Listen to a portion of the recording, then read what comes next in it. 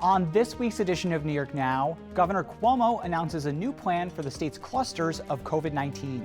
They were illegal. Jesse McKinley from the New York Times joins me to discuss that and more. Former Governor David Paterson is with us to talk about his new book and his time in office. We'll also pick his brain about some current events. And there's a lot of confusion over how to vote this year. Jennifer Wilson from the League of Women Voters sits down with Karen DeWitt and shows us a step-by-step on how to fill out an absentee ballot. I'm Dan Clark, and this is New York Now. Today, the Senate majority will pass legislation. We will pass a law prohibiting it, and we will take them to court challenging it. Taking yet another stand for New York and sending a message to the nation. Welcome to this week's edition of New York Now. I'm Dan Clark. What do you do when you don't quite like someone? For Governor Andrew Cuomo, the strategy has been to blindside the people he doesn't agree with. And that was on full display this week as New York City Mayor Bill de Blasio and the governor once again decided to give conflicting information about the state's new COVID-19 clusters in the 5 boroughs. So let's talk about that with Jesse McKinley from the New York Times. He's with me in studio. Jesse, thanks for being here. Of course. What's wrong with these guys? Can you give our viewers some context? Why can't the governor and the mayor work together, especially with something as serious as a deadly disease that's killed over 200,000 people in the country? That is a fantastic question. I think you have to take one step back, right? Which is that traditionally governors and mayors have not always gotten along in the state of New York. I mean, you can go back to John Lindsay and the Rockefeller administration. The first Cuomo and Ed Koch, so this is not new.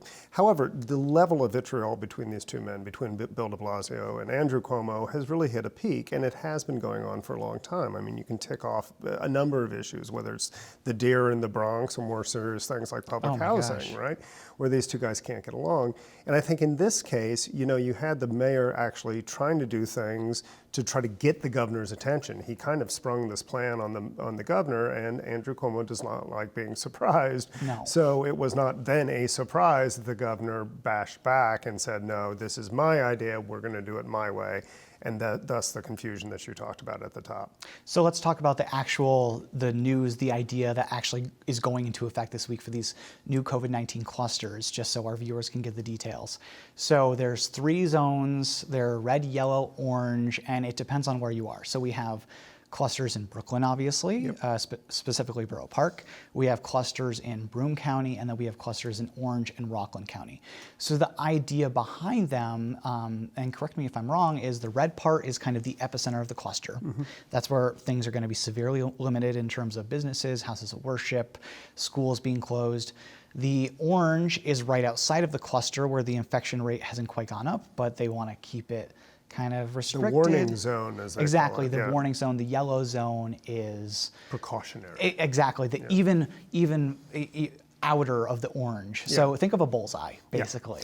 And I think what you're saying here is kind of the governor's propensity towards, how to put it, complex solutions to problems. I think you remember a couple of years ago when they were negotiating the minimum wage, and the deal that came out of that was like over 6 years, 4 different parts, an agency, looking at it, et cetera, et al. And so for the governor, he likes things like this because it kind of gets into the gearhead, the kind of hyper-technical micromanaging element of the governor's personality. De Blasio wanted it to go by zip codes, which of course is a little easier to understand because pretty much everyone knows their zip code. So yet again, this is another point of conflict between these two. So how is it being received? I guess the governor's plan that is going into effect. The governor's plan is supposed to go into effect, I think today, Thursday, and is not being received particularly well. I mean, we've had very angry protests in Borough Park and other Orthodox communities in Brooklyn. I think they felt surprised by this as well. They had been assured that the restrictions on religious gatherings would not be as extreme as they turned out to be, and they are angry. How long that anger will take to dissipate remains to be seen, but I think the idea that this would somehow, go over well in communities that traditionally have suspicion of secular governments, I think that was a bad bet on the governor's part. Yeah, if people aren't familiar with what you're talking about, head to WNYC or Gothamist's website. They have tons of videos from the protests in Borough Park. it is some really ugly stuff. A reporter was assaulted on Wednesday evening, I believe. Really just a lot to go over, but we have to leave it there. Jesse McKinley from the New York Times, thanks so much. Of course. Moving on now to some news that you can use. The deadline to request an absentee ballot for this year's elections is October 27th. After that, you'll have to vote in person this year. But a lot of absentee ballots were thrown out in the primary because people didn't fill them out right. And there are just a lot of questions about voting this year. Karen DeWitt caught up with Jennifer Wilson from the League of Women Voters, who showed her step-by-step how to fill out an absentee ballot and make sure it's counted next month. Jennifer Wilson, thanks for joining us. We're really happy to have you enlighten us about all the complicated rules and procedures that are involved in voting this year.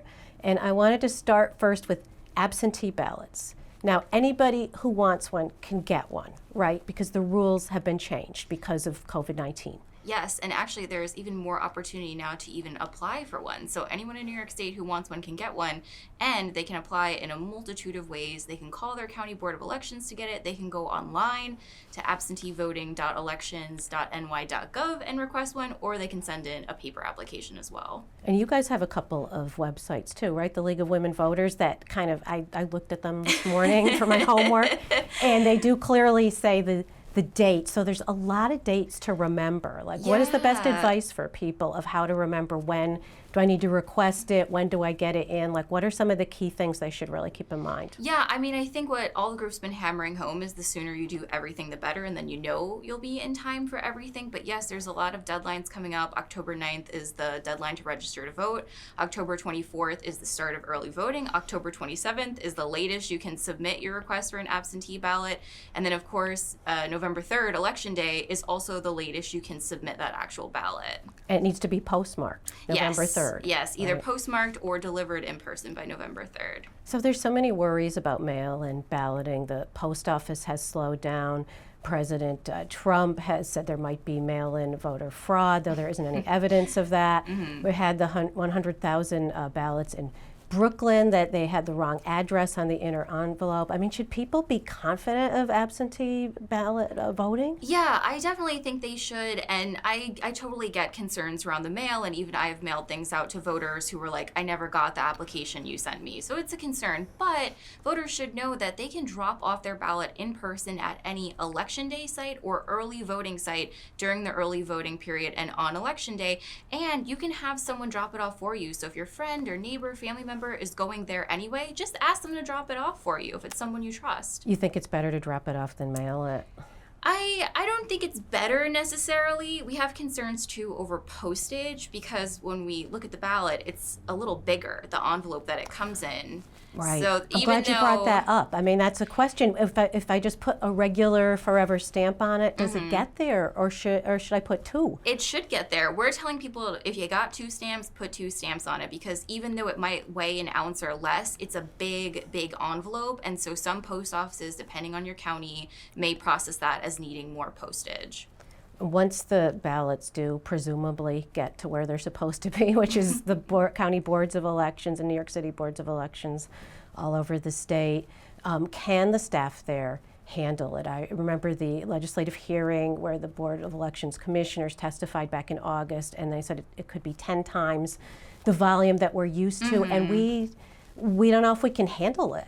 Has anything changed since they said that? Yes, so one of the issues is that in New York State, our laws are on absentee voting. You're not supposed to open the ballots and look at them until 10 days after the election. So there's this waiting period in between.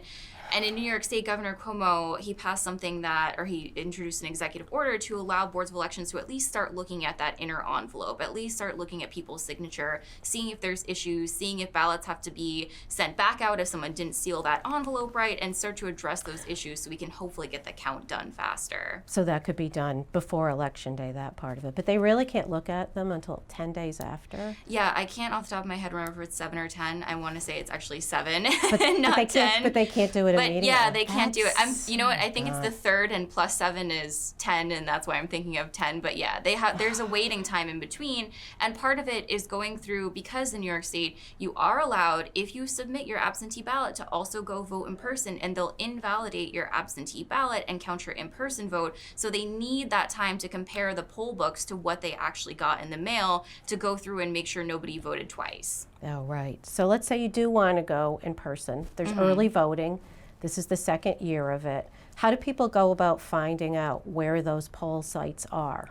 So every county board of elections has them posted on their website. We also have it on our website, lwvny.org, and we have a county breakdown so you can see the hours the poll sites are open, because they're not all going to be the same in every single county. And also if the site is accessible by public transit, if the site is handicap accessible according to the ADA, and if the site has parking. So we have all kinds of extra information on our website for voters to find. And then there's election day, good old-fashioned election day, which polls are going to be open their normal times. I know there's been some concern about not having enough poll workers to staff the polls. Do you know anything about that, how that's going? We've heard that with the big push that the Board of Elections made, and there was also the national push, the National Poll Worker Recruitment Day, that they have had more people sign up, and actually a lot of young people have signed up, which is great. So I think they're in a better state now than they were earlier in the year, and especially better than they were for the primary, when it was really difficult for them. Right, because that took the whole primary process took a while. So do you think we're going to know the results of big elections like the presidential election? You're already sounding doubtful. By the morning of November 4th, we're not going to know. No, and we've been trying to prepare voters for that too, because it's not just New York, especially for the presidential election. It's all the other states too have their own processes of processing the absentee ballots, and states that don't normally do all vote by absentee are now sending everybody an absentee ballot. So it's going to be a while until we know the results. Now, the absentee ballots, people have a lot of questions, like me, who hasn't received mine yet, probably feeling nervous about what it looks like, how to fill it out. So you have graciously said that you will show us how to go through an absentee ballot and how to do everything right. And we're gonna go over to the desk and do that right now. Okay, sounds great. So tell me what we're looking at here. Here's the ballot that you got this in the mail. You open it up, right? And what do you see? And if you notice, I tried to open it kind of carefully, because everything in here, it's really important it stays intact really well. And even from the outside of the ballot, the mailing, there's information on here. So there's information on how the different ways you can return this. And there's also at the top the call-in information for your county board of elections. So if you did have questions, you could very easily call. So don't throw that envelope out. Yeah. Don't put it in the recycling until you're done. It's very helpful to save it. So once I open it very carefully, you can see I have like a nice little neat package of information in here. And so I've got my actual ballot. Right. I've got my inner oath envelope, is what they call this, also sometimes called an affirmation envelope. And that's important, right? And this is what we're actually going to sign. This is the equivalent of signing the poll book when you vote in person. Oh, okay. And then we've got our outer envelope, which is what we're actually going to mail back to our county board of elections. And again, on the back side is helpful information. There's a little checklist to make sure you're going to do this process right. So they've really streamlined the information so it's a lot easier. Just read the directions. Just read the directions. Who does that though, right? Yeah, who has the time? So the first thing, the ballot, and this is for Rensselaer County. The way that the ballots are upstate is the race is across the top and the parties are down the side. In New York City, it's flipped. So it'll be a little different, but it makes it very easy to vote. And you would just fill this in the classic way that you would fill it in. You want to make sure whoever you're voting for, you're going to fill in the circle completely. Black or blue pen is preferred, but you can use red, you can use pencil, you can really use any color at this point, but definitely to be safe, black or blue is ideal. Right.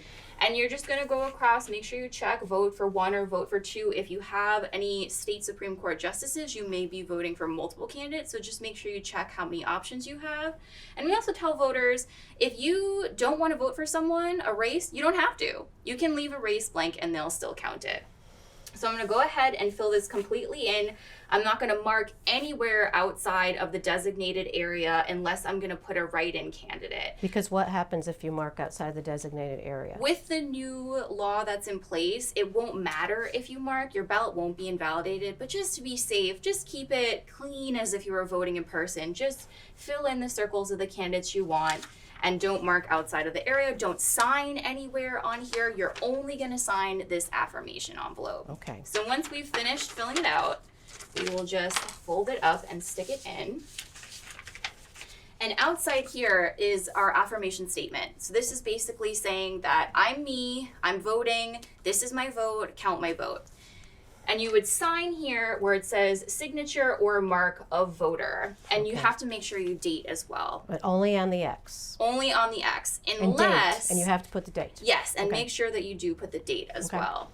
If you have someone help you fill out your ballot, they will need to sign down here, which is the witness declaration. Now, you as the voter, even if they helped you and they signed, you have to make a mark where the signature is. So if you had someone completely help you and fill in the ballot, they're going to sign as your witness, and you're going to make some sort of mark there to say that you're you and they helped you. And then you're going to seal this completely shut. You can use water to seal it, you can use tape to seal it, but this has to be completely 100% shut, and if it's not, they will not count your ballot. Wow. And you will either be told to go vote in person if there's time for you to vote in person, or if there's more time, they'll send you a new absentee ballot. But this is a situation that you cannot remedy if it's not shut. The only option you have is to cast your vote another way. And there is instructions on the backside and information on the backside. And there will be a sticker on the backside as well that has your information. So this is the name of the voter, which I did cross out for privacy reasons, and their address. And if this doesn't match your information, do not send this in. Go ahead and call your county board of elections, tell them that there was a mistake, and they will send you a new ballot. So when I make sure that's correct, I filled in my ballot, I signed it, I dated it, I'm sealing it completely, and then this whole thing goes in this envelope, the actual return envelope. And again, Does that have to be totally sealed too? This also has to be totally sealed, yes. And they do have a very helpful on the back. They even have the check marks. Did you sign and date? Did you put the marked ballot in the envelope? And did you seal the envelope? And then did you put postage on this? Which is also very important. For the primary, we did have return postage. We do not have return postage for the general election. Yeah. And as you can see, this is a big envelope. This isn't a small envelope. This probably weighs less than an ounce. But just to be safe, I would say put 2 stamps. Or you can, of course, drop it off at any early voting poll site in your county or any election day site in your county as well. And again, make sure you totally seal this shut so that there can be no tampering and that you know your ballot's going to count. Well, awesome. Thanks. I hope this helps people. I do too. Just one more reminder that the deadline to request an absentee ballot is October 27th. Governor David Paterson is out with a new book that gives its readers an inside look at his time as governor and his experience as a blind black man in America. The book is called Black, Blind, and in Charge, and it's out now. Paterson spoke with me this week about his book and his time in office, including some interactions he's had with President Donald Trump. Take a look. Governor David Paterson, thanks so much for joining us this week. Dan, it's good to talk to you again. So before we get to what's in the book, I just wanted to ask you, why now? You've been out of office for 10 years since you were governor. What prompted the book? You know, Dan, I was governor at one of the toughest times in the state's history. I just thought that I was mistreated often. And so when I came out of office and I thought about writing, if I had written then, it would have demonstrated some ill feeling and score settling. Now I can actually look back and laugh at those times. I actually really wrote the book more for myself, just to have it for myself and friends and family that wanted to read it. But then when they did read some of the stories, they encouraged me to put it out as a book. So the title of the book is Black, Blind, and in Charge, and you start the book with this really detailed description of what was happening when you became governor, what was happening with former Governor Eliot Spitzer, and the actual day of that you got the call that you were going to be the next governor of New York State. Just give our viewers a little preview. What were you feeling in that exact moment where you were called by an aide to Governor Spitzer? The aide was in the governor's bathroom, and he was telling you the governor's going to resign that day. What was going through your head? So, Dan, I know you've seen those movies where the protagonist, the main character, things are happening, and you, the observer, can see it, but the main character doesn't know it's happening. And so I felt that way because there were little hints during the day that something was wrong, but I wasn't picking up on them because I just wasn't, thinking anything could be too wrong. Then all of a sudden, at 5 minutes after 1, the secretary of the governor, Richard Baum, calls me, and he's calling me from the governor's bathroom, ironically. And I didn't know that for a few months. And he's whispering something about a prostitution scandal. And they texted my chief of staff, Charles O'Byrne, who comes up to my office to explain to me that I'm not getting what they're trying to tell me. But as soon as I opened the door, and even with my limited vision, I was about a foot away from Charles, and he was beet red. So I knew something far more serious was happening. And that's how I found out. And actually, the governor was going to resign at 2:15 that day, but he actually didn't because his wife forbid him to do it and took her a few days to recognize that he couldn't go on as governor. And that gave me a couple of days to put together an inauguration speech, because had it not been the case, I would have had to have spoken to New Yorkers about my new administration off the top of my head. Kind of in that same context, you write a little bit about some interactions that you had with Donald Trump, obviously before he was president, while you were governor, namely around the subject of your lieutenant governor, Richard Ravitch. And I'm wondering, based on those conversations and any other times that you talked to him, because the way that you write about him in some parts of the book is actually quite nice. The interactions that you've had with him down at Mar-a-Lago, for example. I'm wondering how you felt about Donald Trump back then, and if you ever got the sense that he had these political ambitions to be the world's leader of democracy, the president of the United States. Well, everybody says Donald Trump is not a politician. He's really a businessman. But as a politician, he's brilliant. And what he did with me when I came in and everyone's critiquing me and, calling me the accidental governor and all these types of things, Donald Trump calls me up and says, "You're doing a great job. You had some issues you had to address. You got right up and told the public that, and that's the end of it. Move on. Don't let these people bother you." Donald Trump could sell ice to the Eskimos. But in terms of my interaction with him, except for the fact that he told the Associated Press that I wish I had never taken Richard Ravitch in the first place after Ravitch made a mistake one day. And then when I called Donald Trump to tell him, "Why would you say that? I never said that to you."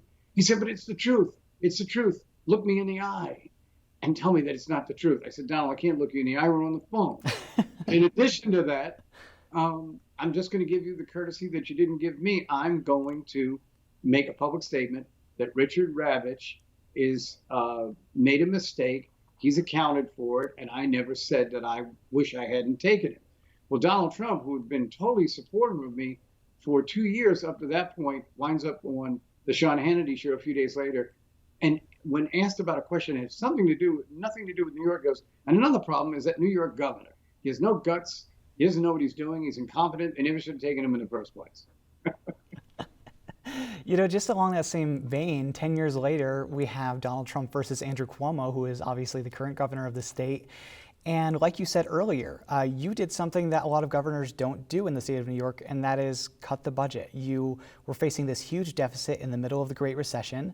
You alleviated a more than $20 billion deficit. It was quite a large amount. And now here, 10 years later, we're facing a huge deficit again here in New York because of the coronavirus.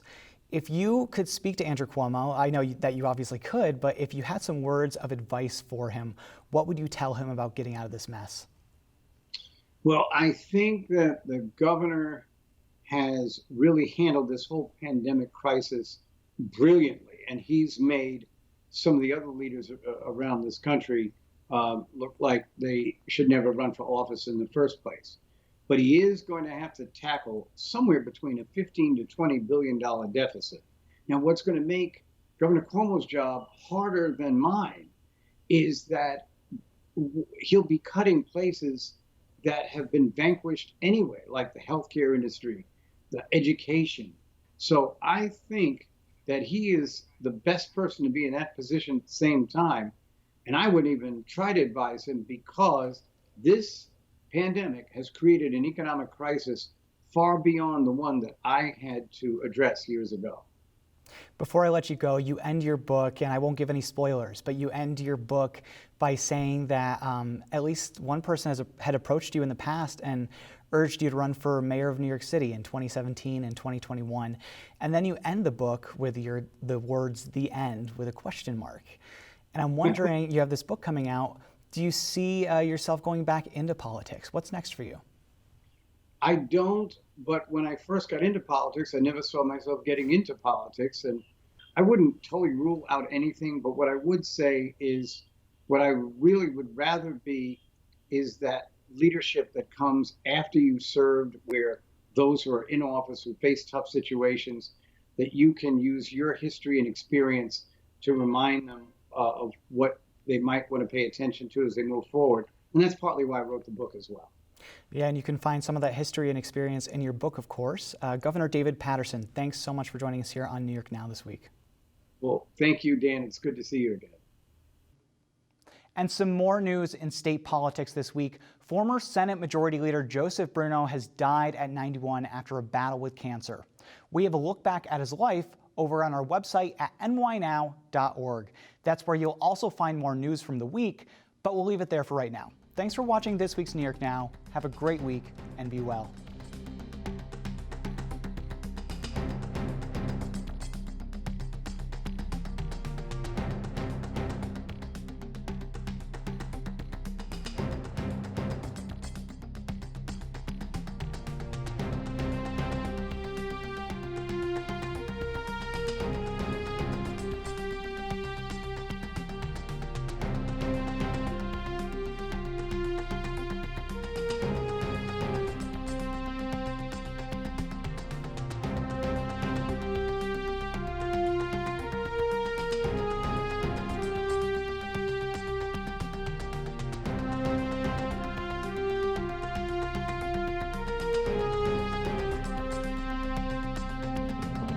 Funding for New York Now is provided by WMHT. And by the Dominic Ferrioli Foundation.